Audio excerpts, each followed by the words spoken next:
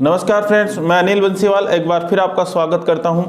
देखो, बात चल रही थी राजस्थान ज्योग्राफी की और इसके अंदर फिजिकल डिवीजन के बारे में अपन बात कर रहे थे, डिस्कस कर रहे थे। तो इसमें चैप्टर हो गए थे अपने, बहुत सारी क्लासेस हो गई थी भी। और आज जो अपन पढ़ने वाले हैं वो मरुस्थलीय क्षेत्र के बारे में पढ़ रहे थे और उसकी जो क्लास है आज अपन कंटिन्यू करेंगे। तो लास्ट टाइम अपन पढ़ रहे थे अर्धशुष्क प्रदेश के बारे में और अतिशुष्क मरुस्थलीय प्रदेश के बारे में। तो वहाँ वो चीज़ें अपनी चल रही थी, कवर हो चुकी थी। आज जो अपन बात करेंगे, देखो मरुस्थलीय क्षेत्र में पानी की कमी होती है और पानी की कमी है तो यहाँ पर क्या होता है कि लोगों द्वारा क्या पानी को इकट्ठा करने की अलग अलग विधियाँ बनाई जाती है। और उन विधियाँ जो बनाई जाती है उनके थ्रू अगर हम बात करें बच्चे, तो यहाँ पर अपन बात करें तो अलग अलग विधियों के बारे में क्वेश्चन अलग अलग पूछे जाते हैं। ठीक है, चलते हैं आगे।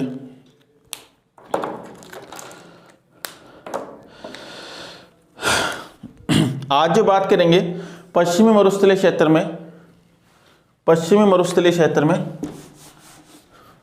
देखो बच्चे, पश्चिमी मरुस्थलीय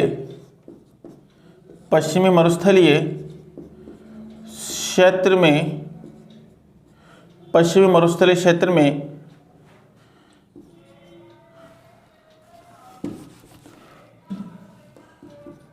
पीने के जल को इकट्ठा करने की विधियां।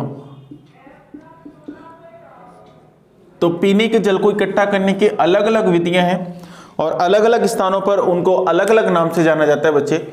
जैसे जोधपुर में अलग जाना जाता है, अर्धशुष्क में, शुष्क में, सब में अलग अलग जाना जाता है। जैसे अगर मैं बात करूं शेखावाटी प्रदेश के बारे में, तो शेखावाटी क्षेत्र में अगर पीने के जल को इकट्ठा करने की विधियों के बारे में बात करें तो शेखावाटी प्रदेश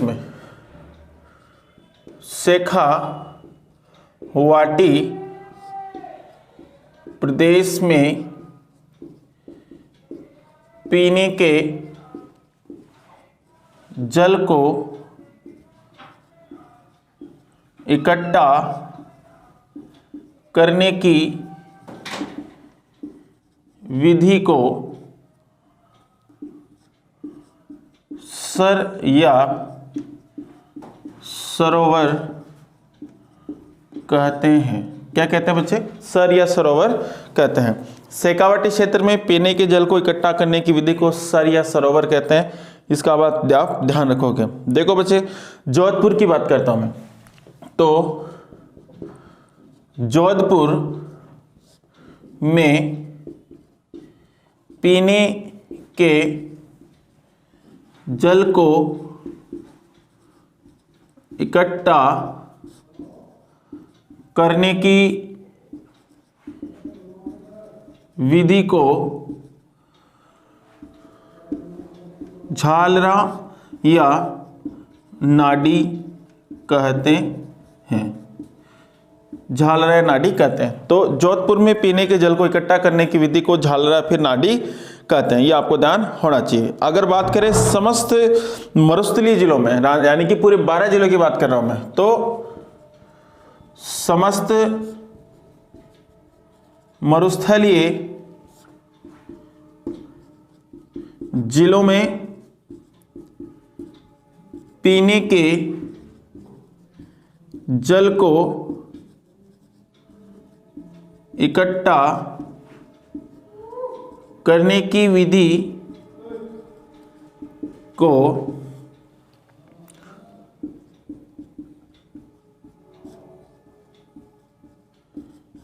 टांका कहते हैं। क्या कहते हैं बच्चे?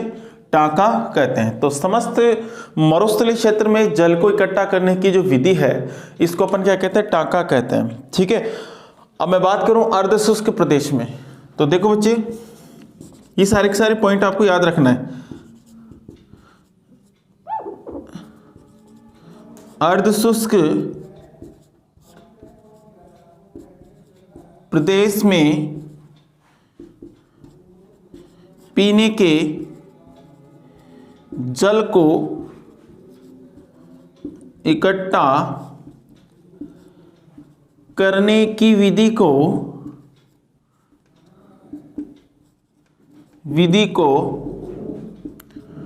तौबा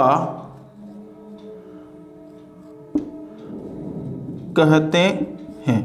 क्या कहते हैं बच्चे? तौबा कहते हैं। ठीक है, अर्धशुष्क प्रदेश में पीने के जल को इकट्ठा करने की विधि को तौबा कहते हैं। क्या कहते हैं बच्चे? तौबा कहते हैं। सारे क्वेश्चन में भी आपको पूछूंगा लाइव।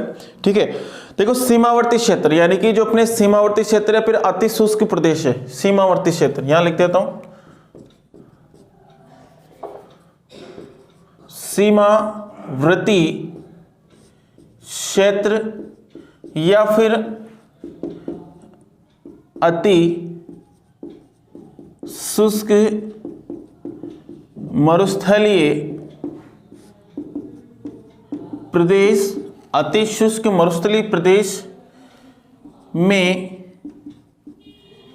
पीने के जल को अति शुष्क कहते हैं, फिर उसको अपन सीमावर्ती भी कह सकते हैं। सीमावर्ती का मतलब है सीमा के सारे स्थित है। ठीक है, अति शुष्क मरुस्थलीय प्रदेश में पीने के जल को इकट्ठा करने की विधि को करने की जो विधि है उसको कुई या फिर बेर कहते हैं। क्या कहते हैं बच्चे? कुई या बेर, कुई या फिर उसको बेर कहते हैं, कुई या फिर उसको बेर कहते हैं। और अगर मैं बात करूं संपूर्ण राजस्थान में, संपूर्ण राजस्थान की बात करते बच्चे, संपूर्ण राजस्थान में पीने के जल को इकट्ठा करने की विधि को संपूर्ण राजस्थान में पीने के जल को इकट्ठे करने की विधि को बावड़ी कहते हैं। बावड़ी कहते हैं। क्या कहते हैं बच्चे? बावड़ी कहते हैं। यानी कि संपूर्ण राजस्थान में पीने के जल को इकट्ठा करने की विधि को बावड़ी कहते हैं, ये इसके नाम से जाना जाता है। ठीक है, यहां तक कोई दिक्कत? तो आप सभी को पता होना चाहिए एक एक चीज, नोटेड पॉइंट। ठीक है, तो इसके अंदर अपन कह सकते हैं सीमावर्ती क्षेत्र में अति शुष्क मरुस्थलीय प्रदेश में पीने के जल को इकट्ठा करने की विधि को कुई या बेर कहते हैं। एक तो ये चीज याद रखनी है, सीमावर्ती क्षेत्र या फिर शुष्क मरुस्थलीय प्रदेश। ठीक है, इसमें पीने के जल को इकट्ठा करने की विधि को क्या कहते हैं? कुई या बेर। तो कुई या बेर के द्वारा यहाँ पर पीने के जल को एकत्रित किया जाता है। ठीक है बच्चे, यहाँ पर अगर अपन बात करें दूसरी, तो शेखावाटी प्रदेश, शेखावाटी प्रदेश सीकर, चूरू, झुंझुनू की बात हो रही है यहाँ पर। और शेखावाटी प्रदेश में पीने के जल को इकट्ठा करने की विधि को सर या सरोवर के नाम से जाना जाता है। ठीक है, यहाँ तक कोई दिक्कत? जोधपुर की बात हो रही है बच्चे, जोधपुर में जल को इकट्ठा यानी कि पीने का जो जल है उसको इकट्ठा करने की विधि को झालरा या नाड़ी के नाम से जानते हैं। किसके नाम से जानते हैं? झालरा या नाड़ी के नाम से जानते हैं। समस्त मरुस्थलीय क्षेत्र, समस्त मरुस्थलीय क्षेत्र यानी कि समस्त मरुस्थलीय जिले की बात कर रहा हूं मैं, पूरे 12 जिलों की बात कर रहा हूं जिसके अंदर पूरा मरुस्थल बसा हुआ है। तो समस्त मरुस्थलीय जिलों के अंदर पीने के जल को इकट्ठा करने की विधि को टांका कहते हैं। क्या कहते हैं बच्चे? टांका कहते हैं। और संपूर्ण राजस्थान में पीने के जल को इकट्ठा करने की विधि को बावड़ी कहते हैं। और अगर मैं बात करूं अर्धशुष्क प्रदेश, अर्धशुष्क प्रदेश में कुल कितने जिले आते हैं बच्चे? 8 जिले आते हैं। और इधर अगर बात करें अति शुष्क में तो 4 इसमें आते हैं। तो 4 + 8 कितने हो गए? 12 हो गए। ठीक है बच्चे, देखो संपूर्ण राजस्थान में पीने के जल को इकट्ठा करने की विधि को तो बावड़ी कहा था अपन ने, और अर्धशुष्क में पीने के जल को इकट्ठा करने की विधि को क्या कहा? टोबा कहा। तो आप सभी को ये सारी चीजें याद करनी है, एक बार नोटेट कीजिए, एक बार नोटेट कीजिए, फिर अब करूंगा मैं इसको। चले एक बार फिर नोटिस कर लीजिए बच्चे। अब मैं आपसे इसमें से कुछ क्वेश्चन पूछ रहा हूं, जो पढ़ा रहा हूं उसको आज के आज ही निपटाना है। ठीक है, देखो कल के लिए कुछ नहीं छोड़ना, मिटा रहा हूं उसको मैं। देखो अब मैं कुछ बॉक्सेस बनाऊंगा, उस बॉक्सेस के अंदर मैं आपको क्वेश्चन पूछूंगा, आप सभी को वहां पे फिलअप करनी है।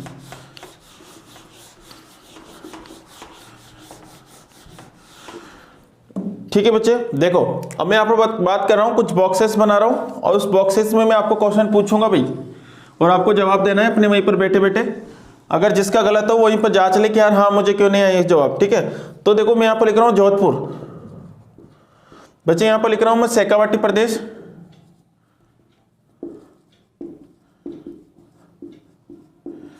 ठीक है, जोधपुर हो गया, शेखावाटी प्रदेश हो गया, अति शुष्क मरुस्थलीय प्रदेश हो गया, अर्ध शुष्क हो गया, ठीक है, संपूर्ण मरुस्थल हो गया, और संपूर्ण राजस्थान हो गया। तो बच्चे मैं आपको क्वेश्चन पूछ रहा हूं, क्वेश्चन पूछूंगा यहां पर। अब मुझे बताओ कि जोधपुर में पीने के जल को इकट्ठा करने की विधि को किस नाम से जानते हैं? तो जोधपुर में किस नाम से जानते हैं बच्चे?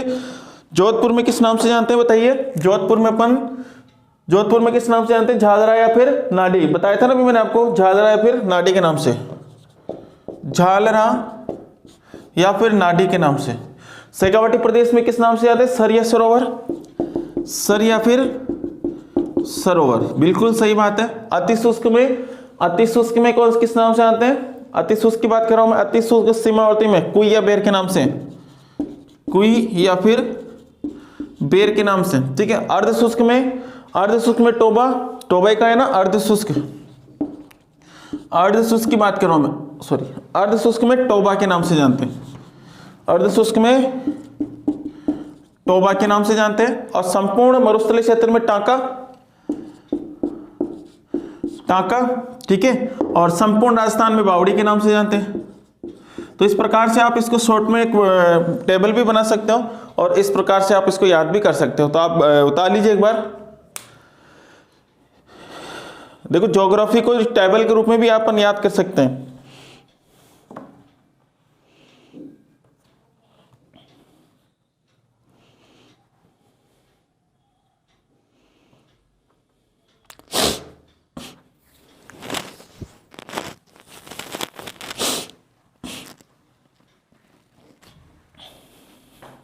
चलिए बच्चे, देखो मिटा रहा हूं इसको।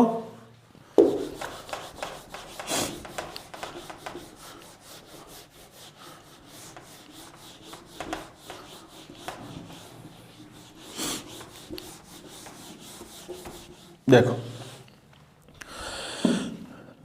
अब मैं आपको कुछ चीजें समझा रहा हूं, फिर उसको मैं लिखवा दूंगा आपको, ठीक है।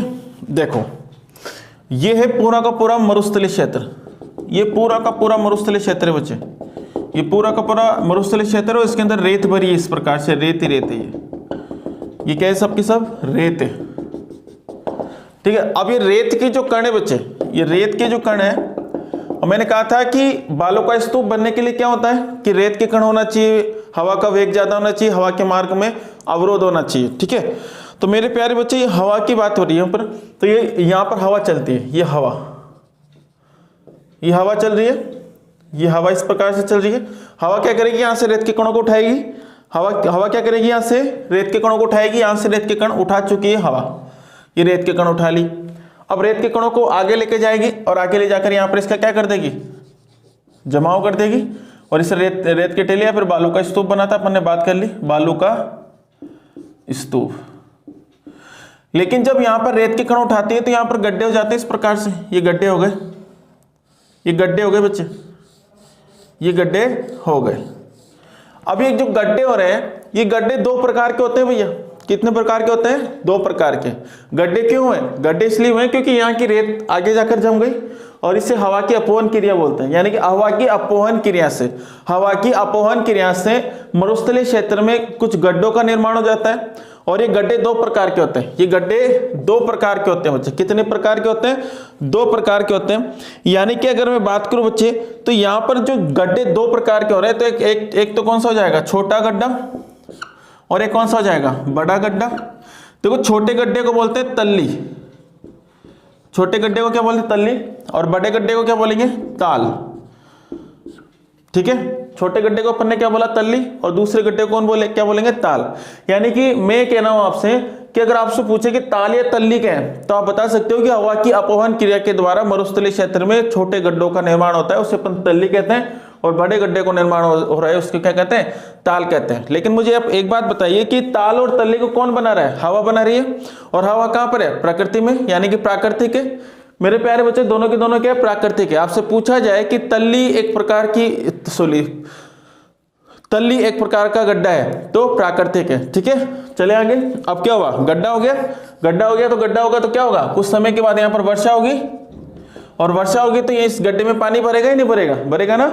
देखो इस गड्ढे में तल्ली में भी भरेगा तो ताल में भी भरेगा। इस प्रकार से गड्ढे में क्या भर गया बच्चे, पानी भर गया। और जब इस गड्ढे के अंदर पानी भर जाएगा, जब इस गड्ढे के अंदर पानी भर जाएगा बच्चे, तो यहाँ पर क्या बन जाएगा, रनटाट बन जाएगा। क्या बन जाएगा, रनटाट बन जाएगा। इस गड्ढे में क्या भरा, पानी, ये पानी भर गया, और तो इसको क्या कहेंगे अपन, रनटाट।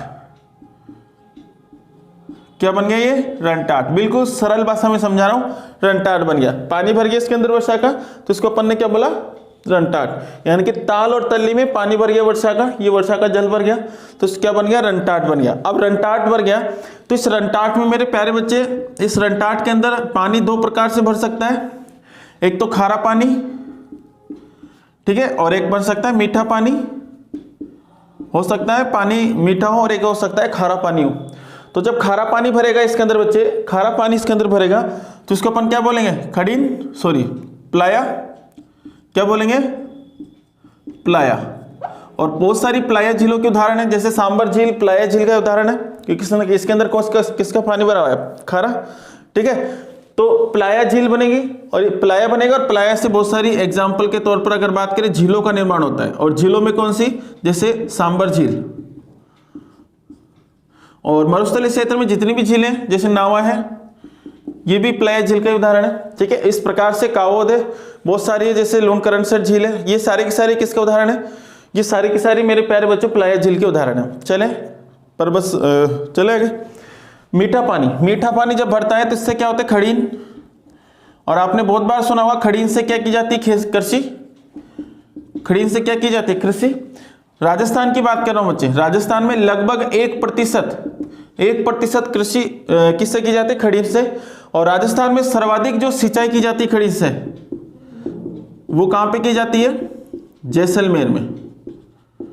ये आपको ध्यान होना चाहिए, ठीक है। तो जैसलमेर में की जाती है खड़ीन से, लगभग 1% राजस्थान में इससे सिंचाई की जाती है। चले आगे। इरिगेशन कितने परसेंट है, 1% है, ठीक है। तो आप एक बार और समझा देता हूं। हवा की अपवहन क्रिया के द्वारा क्या हुआ, गड्ढों का निर्माण। गड्ढे दो प्रकार के, छोटे और बड़े। छोटे गड्ढे को तल्ली और बड़े गड्ढे को ताल। जब ताल और तल्ली में जल बढ़ता है तो उसे क्या कहते हैं, रनटाट, ठीक है। रनटाट में जब खारा पानी बढ़ता है तो उसे प्लाया कहते हैं, और प्लाया से झीलों का निर्माण होता है। और झीलों जैसे सांबर झील है, नावा है, ये सारी की सारी प्लाया झील के उदाहरण है। अगर रनटाट में मीठा पानी भरा है तो उसके खड़ीन कहेंगे। और खड़ीन से क्या की जाती है, कृषि। कृषि राजस्थान के अंदर कृषि 1% कृषि खड़ीन से ही की जाती है, ठीक है। इसी प्रकार से खड़ीन से सबसे ज्यादा सिंचाई जैसलमेर में की जाती है, क्योंकि जैसलमेर सबसे ज्यादा मरुस्थलीय क्षेत्र है। कोई दिक्कत है यहाँ पर, नहीं है ना। चलें देखो बच्चे, तो इन सब चीजों को मैं एक बार लिखवा देता हूं। ये जितने भी मैंने शब्द लिखवाए आपको, ताल, तल्ली, रनटाट, प्लाया, खड़ीन, ये सारे के सारे प्राकृतिक और स्थायी है। चले आगे। तो लिखिए यहां पर, लिखिए तल्ली, तल्ली। और तल्ली में लिखिए बच्चे, रेगिस्तानी प्रदेश में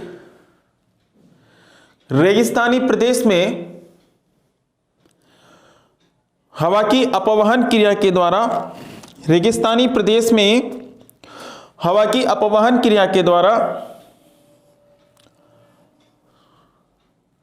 छोटे गड्ढों का निर्माण होता है, उसे तल्ली कहते हैं। उसे क्या कहते हैं, तल्ली। अपन क्या पढ़ रहे हैं, तल्ली। तो तल्ली हेडिंग लगाइए, उसमें क्या लिखा अपन ने, रेगिस्तानी प्रदेश में हवा की अपवहन क्रिया के द्वारा जब छोटे गड्ढों का निर्माण होता है तो उसे अपन तल्ली कहते हैं, ठीक है। वो पीने वाला तल्ली नहीं, जो टल्ली टल्ली होता है, ठीक है। मैं टल्ली टल्ली हो गया, वो नहीं। चले फिर लिखो ताल, ताल लिखिए। इसमें लिखो बच्चे, रेगिस्तानी प्रदेश में हवा की अपवहन क्रिया के द्वारा, रेगिस्तानी प्रदेश में हवा की अपवहन क्रिया के द्वारा हुए बड़े गड्ढों का निर्माण, हवा की अपवहन क्रिया के द्वारा हुए बड़े गड्ढों का निर्माण उसे ताल कहते हैं। उसे अपन क्या कहते हैं, ताल कहते हैं। उसे अपन ताल कहते हैं। फिर देखो इसके अंदर देखो, ताल एक प्राकृतिक संसाधन है ताल एक प्राकृतिक संसाधन है। ठीक है, अब तल्ली में भी एक लाइन लिख लो वहां पर, अगर आप जगह है तो। तल्ली एक प्राकृतिक संसाधन है, क्योंकि प्रकृति इसको बना रही है, कोई मानव द्वारा इसको नहीं बनाया जा रहा, तो प्रकृति इसको बना रही है। तो एक बार इसमें ये लिख लीजिए कि तल्ली एक प्राकृतिक संसाधन है। ठीक है, चले आगे। पिल्ली के बच्चे रंटाट, रंटाट हेडिंग लगाइए और रंटाट में लिखिए प्राकृतिक रूप से जब ताल व तल्ली में, रंटाट हेडिंग लगाइए और इसमें लिखिए प्राकृतिक रूप से जब ताल व तल्ली में वृषा का जल भर जाता है, वृषा का जल भर जाता है, तो इसे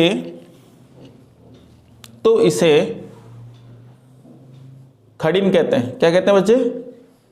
सॉरी रंटाट कहते हैं। सॉरी रंटाट कहते हैं, तो इसे रंटाट कहते हैं।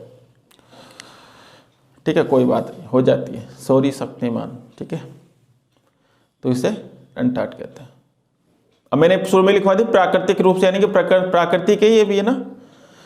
अब लिखो खड़ीन, खड़ीन, और खड़ीन में लिखो बच्चे प्राकृतिक रूप से जब रंटाट में वृषा का जल भर जाए, वृषा का मीठा पानी का जल भर जाए, वृषा का मीठा जल भर जाए, वृषा का मीठा जल भर जाए, तो उसे खड़ीन कहते हैं। तो उसे खड़ीन कहते हैं। राजस्थान में सर्वाधिक खड़ीन से सिंचाई, राजस्थान में सर्वाधिक खड़ीन से सिंचाई जैसलमेर में करते हैं, जैसलमेर में करते हैं। ठीक है, यहां तक लिखा। अब एक लाइन और लिख लीजिए, राजस्थान में 1% कृषि लगभग खड़ीन से की जाती है। राजस्थान में 1% कृषि लगभग खड़ीन से की जाती है। 1% कृषि लगभग खड़ीन से की जाती है। कोई दिक्कत यहां तक नहीं है ना? चलिए बच्चे देखो, फिर लिखो प्लाया, प्लाया लिखो बच्चे, फिर लिखो प्राकृतिक रूप से जब रंटाट में खारा जल भर जाता है, प्राकृतिक रूप से जब रंटाट में खारा जल भर जाता है, तो उसे प्लाया कहते हैं। तो उसे क्या कहते हैं? प्लाया कहते हैं। ठीक है बच्चे, तो उसे प्लाया कहते हैं। कोई दिक्कत है यहां तक नहीं है ना? फिर लिखो प्लाया से प्लाया झील का निर्माण होता है, प्लाया से प्लाया झील का निर्माण होता है, जैसे सांबर झील,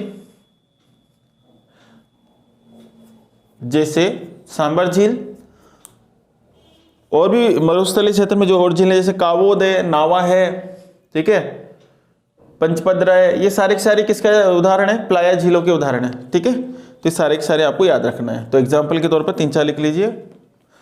पंचपद्रा है, नावा है, कावोद है, लूणकरणसर है बीकानेर में जो, ठीक है, और सांबर है, ये सारे के सारे इसके उदाहरण है। चले अब देखो एक शब्दावली और बताता हूं, एक बार इसको आप उतार लीजिए, इसे कैसे याद रखने में आपको आसानी रहेगी। उतार लो बच्चे।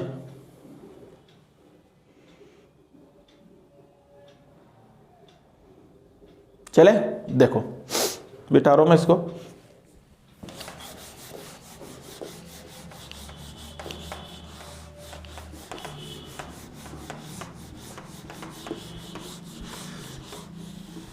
देखो देखो बच्चे, एक शब्दावली और है, और शब्दावली कौन सी? बालसन। बालसन से भी झीलों का निर्माण होता है। किसका निर्माण होता है? झीलों से। देखो बालसन होता क्या है, जैसे ये मरुस्थलीय क्षेत्र है पूरा का पूरा। अब इस मरुस्थलीय क्षेत्र में इस प्रकार से ये कोई पहाड़ी है, ठीक है। इस मरुस्थलीय क्षेत्र में इस प्रकार से कोई पहाड़ी है, ठीक है। मरुस्थलीय क्षेत्र में इस प्रकार से जैसे कोई पहाड़ी है, 3 पहाड़ी है, 1 2 और ये 3 पहाड़ियां हैं। अब तीनों पहाड़ियों के बीच में पानी भरा हुआ है। यहाँ पर ये बीच है, इसका सेंटर है, ये सेंटर है। इस सेंटर में क्या भरा हुआ है बच्चे? पानी भरा हुआ है, पानी, ठीक है। अब इस पानी भरा हुआ है तो पानी यहाँ पर क्या हो जाएगी? झील का मतलब ये रूप ले लेगी झील का, और प्राकृतिक ही है। देखो झील का रूप ले ली, यानी कि ये क्या है? पूरा का पूरा मरुस्थल। अब ये मरुस्थल के अंदर क्या है? ये मरुस्थलीय क्षेत्र के अंदर, क्षेत्र के अंदर तीनों ओर से पहाड़ी क्षेत्र में घिरे हुए जल को बालसन कहते हैं। और बालसन एक प्राकृतिक है बच्चे, प्राकृतिक है, क्योंकि इसको प्रकृति इसका निर्माण कर रही है। बालसन क्या एक प्राकृतिक है, और ये भी जल को इकट्ठा करने की एक विधि है। इससे झीलों का निर्माण किया जाता है। किसका निर्माण किया जाता है? झीलों का निर्माण किया जाता है। तो आपके समझ में आ गई होगी, मरुस्थलीय क्षेत्र के अंदर 3 पहाड़ियां हैं, और तीनों पहाड़ियों के मध्य, यानी कि माना कि ये कोई मरुस्थलीय क्षेत्र है, इसमें 3 पहाड़ियां हैं, जैसे एक पहाड़ी है और एक पहाड़ी है, ये तीनों पहाड़ियां हैं। अब इस तीनों पहाड़ियों के बीच में ये जो जल भरेगा, यहाँ पर जल भरेगा, तो उसको अपन क्या कहेंगे? बालसन कहेंगे, ठीक है। समझ में आया? और बालसन से झीलों का निर्माण होता है। देखो लिखो, यहाँ पर लिखो रेगिस्तानी, बालसन हेडिंग लगाइए, लिखो रेगिस्तानी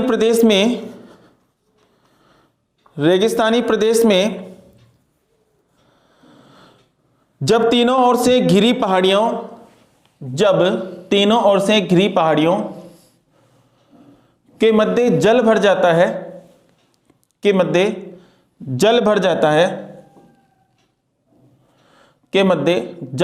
है, तो उसे बालसन कहते हैं। और बालसन से बालसन झीलों का निर्माण होता है। बालसन से बालसन झीलों का निर्माण होता है। चले देखो, अब देखो और शब्दावलियां हैं, सारी की सारी समझने, कोई भी से भी पूछ सकती हैं। तो आप इस प्रकार से इसको नोटेट कर लीजिए, रफली बना लीजिए, ताकि आपको याद रहेगा और आसानी रहेगी। फिर इसमें एक लाइन और लिख लीजिए, बालसन एक प्राकृतिक संसाधन है।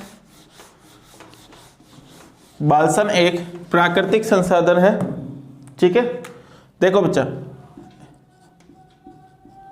हम्मादा,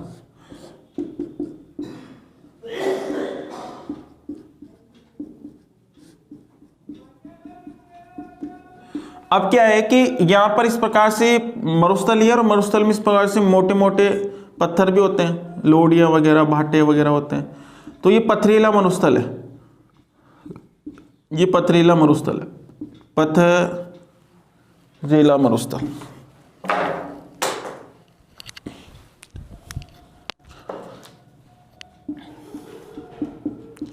पथरीला मरुस्थल। यहां पर अगर बात करें तो ये रेतीला मरुस्थल है,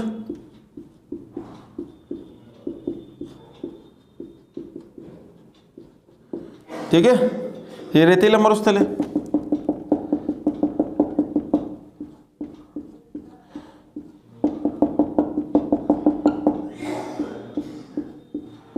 और अगर मैं बात करूं कुछ स्थानों पर, यानी कि ये जो स्थान है, इस स्थानों पर पथरीला मरुस्थल भी है और इस पर रेतीला भी है, यानी कि मिश्रित मरुस्थल है, मिश्रित मरुस्थल। समझ में आई नहीं है? पथरीला मरुस्थल हो गया, रेतीला मरुस्थल हो गया और मिश्रित मरुस्थल हो गया। तो तीनों को ही शब्दावली अपन समझेंगे। यानी कि हम्मादा किसे कहते हैं? हम्मादा किसे कहते हैं? पथरीले मरुस्थल को क्या कहते हैं? हम्मादा कहते हैं।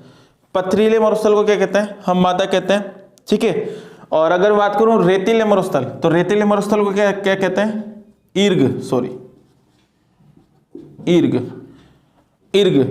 क्या कहते हैं? इसको इर्ग कहते हैं। और अगर मिश्रित मरुस्थल है तो उसको अपन रेग कहते हैं, रेग।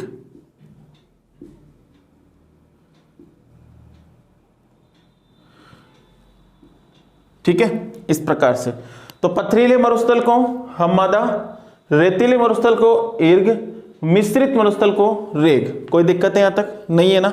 सुन लिखो, लिखो यहां पर लिखो हम्मादा, हम्मादा, हम्मादा, ठीक है। हम्मादा में लिखो पथरीले मरुस्थल को, पथरीले मरुस्थल को, पथरीले मरुस्थल को हम्मादा कहते हैं। पथरीले मरुस्थल को हम्मादा कहते हैं जो प्राकृतिक है, जो प्राकृतिक है। ये प्राकृतिक ही होते हैं मरुस्थल तो, ठीक है, लिखवाने की जरूरत ही नहीं इसमें, जो प्राकृतिक है, ठीक है। फिर लिखो ईर्ग, ईर्ग, ठीक है। रेतीले मरुस्थल को ईर्ग कहते हैं, रेतीले मरुस्थल को ईर्ग कहते हैं। रेतीले मरुस्थल क्या कहते हैं? ईर्ग कहते हैं।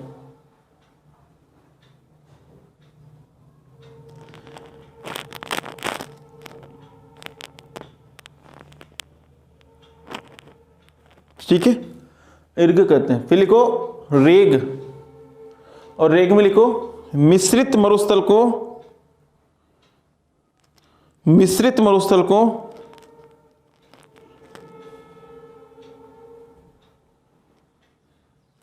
मिश्रित मरुस्थल को रेग कहते हैं।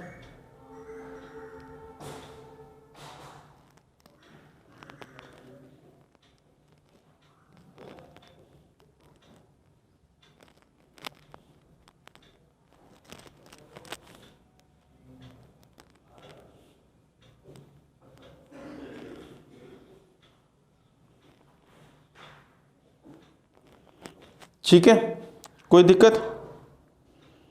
चले आगे। यहां तक कोई दिक्कत तो नहीं, समस्या तो नहीं है आपको?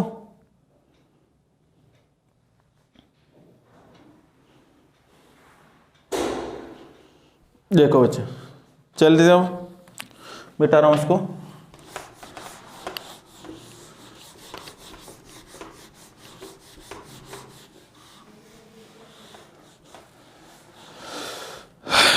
देखो बच्चे, अब क्या है,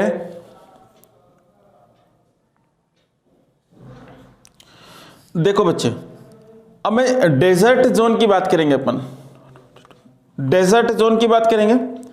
देखो बच्चे, डेजर्ट जोन की बात करें,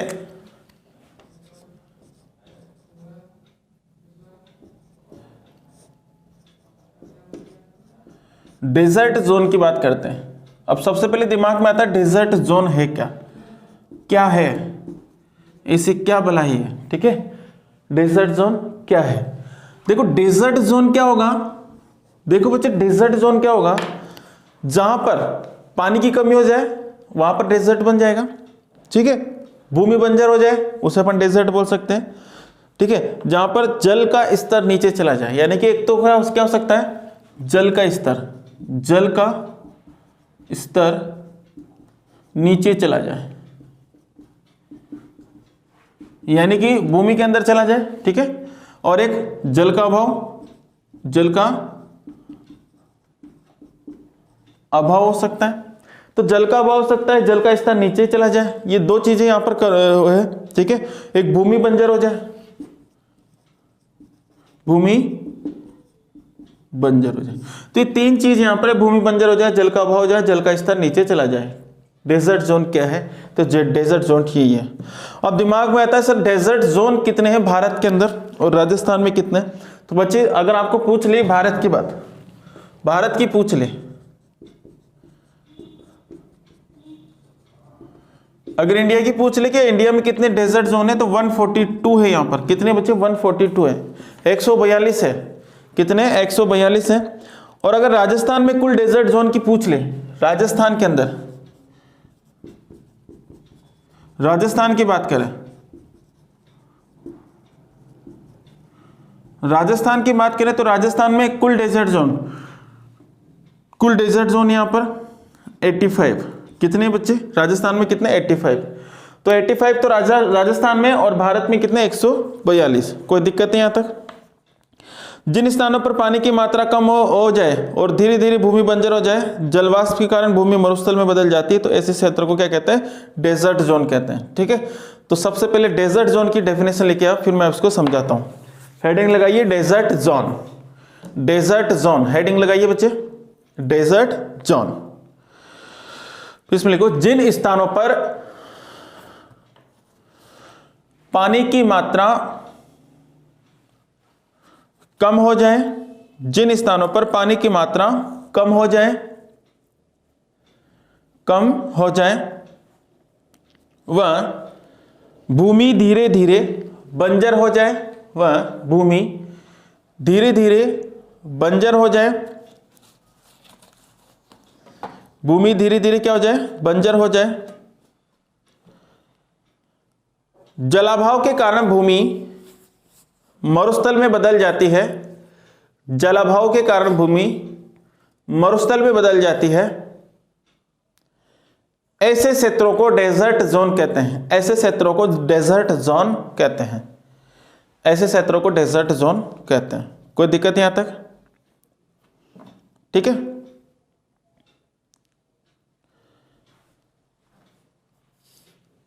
ठीक है। एग्जाम्पल के तौर पर लिखिए, एग्जाम्पल के तौर पर लिखिए, एग्जाम्पल के जो तौर पर लिखिए, जल का स्तर कम होना, जल का स्तर कम होना, बंजर भूमि होना, जलाभाव होना। ठीक है बच्चे, फिर इसके बाद में लिखिए, और ये तय कौन करता है? ये तय करता है केंद्रीय भूजल बोर्ड। केंद्रीय भूजल बोर्ड क्या करती है बच्चे?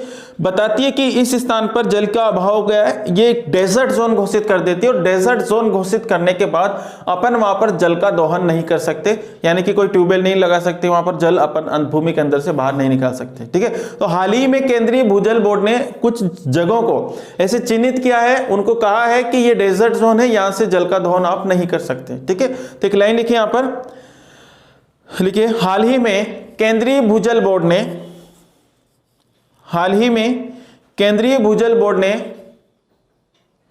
हाल ही में केंद्रीय भूजल बोर्ड ने जल दोहन के लिए पूर्ण रूप से प्रतिबंध लगाया है, पूर्ण रूप से प्रतिबंध लगाया है निम्न स्थानों पर, निम्न स्थानों पर, मतलब कुछ स्थानों पर, यानी कि जो निम्न में बताऊंगा उन स्थानों पर प्रतिबंध लगाया है बच्चे। ठीक है, पहला लिखिए, जयपुर के अंदर एक स्थान झोटवाड़ा, तो लिखिए झोटवाड़ा और ब्रैकेट में लिख लीजिए जयपुर। तो यहां पर बिना इजाजत के अपन जल का दोहन नहीं कर सकते, केंद्रीय भूजल बोर्ड के द्वारा ही अपन यहां पर कह सकते हैं जल का दोहन कर सकते हैं। तो एक तो हो गया झोटवाड़ा जयपुर, एक हो गया पुष्कर, और पुष्कर कहां पर है? अजमेर में। तो पुष्कर में भी अपन क्या नहीं कर सकते बच्चे? जल का दोहन नहीं कर सकते, प्रतिबंध है वहां पर। तो जल पुष्कर अजमेर। और एक जालोर शहर, जालोर का एक तो जालोर शहर, वह भीनमाल डेस लगाकर रानीवाड़ा, जालोर शहर, भीनमाल और रानीवाड़ा। जालोर के अंदर 3 जगह है बच्चे, जालोर शहर, भीनमाल और रानीवाड़ा, और ब्रैकेट में इस तीनों कहां पर है? जालोर में। तो तीसरा ये हो गया। एक स्थान है बहरोड, और बहरोड कहां पर है? अलवर में। वहां पर भी क्या लगा दिया? प्रतिबंध लगा दिया गया बच्चे। बहरोड कहां पर है? अलवर में। फिर एक है श्री माधोपुर, और श्री माधोपुर कहां पर है? सीकर में। श्री माधोपुर, और श्री माधोपुर कहां पर है? सीकर में। ठीक है, और मंडावा है, लास्ट क्या है? मंडावा। 6 नंबर पर क्या है? मंडावा, और मंडावा कहां पर है? झुंझुनू में। मंडावा कहां है? झुंझुनू में।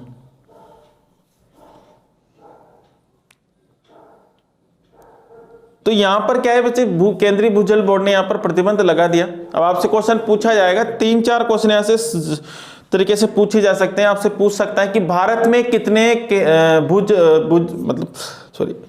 भारत में कुल कितने डेजर्ट जोन हैं? तो भारत में कुल कितने डेजर्ट जोन है? 142 डेजर्ट जोन है, 142। कितने डेजर्ट जोन है? How much desert zone in India? 142, ठीक है। एंड राजस्थान में कितने, हाउ मच? 85, ठीक है। तो 85 यहाँ पर है। और डेजर्ट जोन कौन घोषित करता है? डेजर्ट जोन कौन घोषित करेगा? डेजर्ट जोन घोषित करेगा बच्चे कौन? कौन करेगा? केंद्रीय भूजल बोर्ड। कौन करेगा बच्चे? केंद्रीय भूजल बोर्ड ही इसको क्या करेगी? डेजर्ट जोन घोषित करेगी, ठीक है। कोई दिक्कत? चलिए आगे।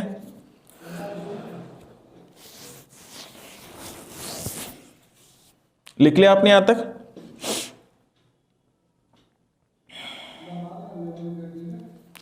और आज के लिए इतना ही करेंगे अपन। नेक्स्ट क्लास में अगर अपन इससे कंटिन्यू करेंगे। और आशा कर रहा हूँ कि आप पढ़ रहे होंगे, सभी समझ में आ रहा होगा चीज़ें। आप नोट्स को पढ़िए, नोट्स के बाद में आप अलग से उसको पढ़िए बच्चे। किताब को, आपके पास जो भी बुक है उसको पढ़ लीजिए। तो एक बार नोट्स को पढ़ोगे, उसके बाद आपको सारी चीज़ें समझ में आएगी। क्लास के बाद कहीं से भी पढ़ लो, सारी चीज़ें समझ में आएगी, ठीक है। और ऐसे टेस्ट पेपर दीजिए, पता चलेगा अपन सही पढ़ रहे हैं कि नहीं पढ़ रहे हैं। क्या पता मैं क्या क्या पढ़ा के जा रहा हूँ आपको। तो टेस्ट पेपर दोगे तो उसमें क्वेश्चन मिलेंगे अपने आपके नोटबुक में से। और नोटबुक में से अगर क्वेश्चन मिल जाए तो देख लेना यार सही, सर सही पढ़ा रहे हैं, ठीक है। और नहीं मिले तो बता देना भाई सर सही नहीं पढ़ा रहे, ठीक है। तो आप टेस्ट पेपर भी दीजिए। टेस्ट पेपर तो मस्ट है बच्चे, ठीक है। टेस्ट पेपर आपको देना ही देना है। टेस्ट पेपर नहीं दिए तो फिर कुछ नहीं, अपना अधूरी है, ठीक है। और अधूरा ज्ञान हमेशा खाता है। चले, तो आज के लिए इतना ही। फिर अपन एक बार जुड़ेंगे कल और इसी समय इसी टाइम। तो आज के लिए धन्यवाद, इतना ही। जय हिंद, जय भारत।